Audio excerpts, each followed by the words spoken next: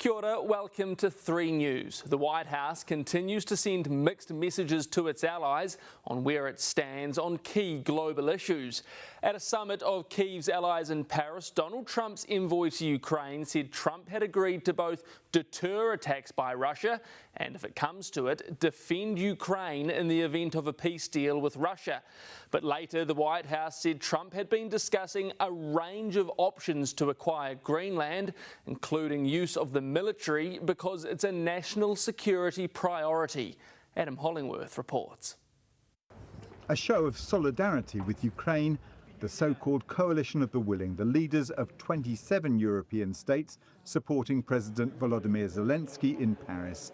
Their message: Europe will not leave Ukraine at the mercy of any secret deal between Washington and Moscow.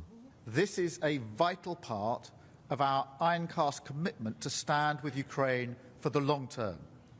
It paves the way for the legal framework under which British, French and partner forces could operate on Ukrainian soil.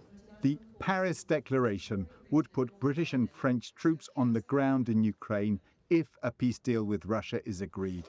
The deal would now include US security guarantees, not American boots on the ground, but a kind of military backstop for the French and the British who are. The President strongly stands behind security protocols. Those security protocols are meant to A, deter any attacks, any further attacks in Ukraine, and B, if there are any attacks, they're meant to defend. The President does not back down from his commitments. There's one catch, and it's a big one. Moscow must first accept a peace plan, and the chances are Vladimir Putin will say no. And against that backdrop looms the future of Greenland, a row now threatening to split the United States from its NATO allies. Allies expected to go to each other's aid in case of external attack. This could be an attack by one of their own. Trump didn't appear to care this week as he threw out a list of US targets while basking in the glow of military success in Venezuela. We need Greenland from the standpoint of national security, and Denmark is not going to be able to do it, I can tell you.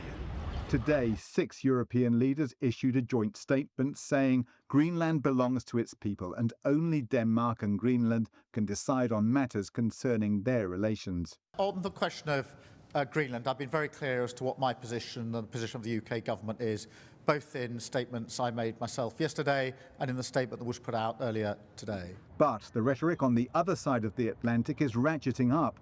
The wife of White House Svengali, Stephen Miller, wrote the word soon over an image of Greenland swathed in an American flag. But it turned out to be just the opening salvo. Katie's husband himself told CNN it was the formal position of the United States that Greenland should be theirs. The United States should have Greenland as part of the United States. There's no need to even think or talk about this in the context that you're asking of a military operation. Nobody's going to fight the United States militarily over the future of Greenland. Then this from White House Press Secretary Caroline Leavitt. President Trump has made it well known that acquiring Greenland is a national security priority of the United States, and it's vital to deter our adversaries in the Arctic region. The president and his team are discussing a range of options to pursue this important foreign policy goal. And, of course, utilizing US military is always an option at the commander-in-chief's disposal. The Wall Street Journal reports Donald Trump's Secretary of State, Marco Rubio, told lawmakers the president was just using threats of military action to convince Denmark to sell the territory to the United States. Trump's ally, Lindsey Graham, told the Wall Street Journal it was all about negotiations.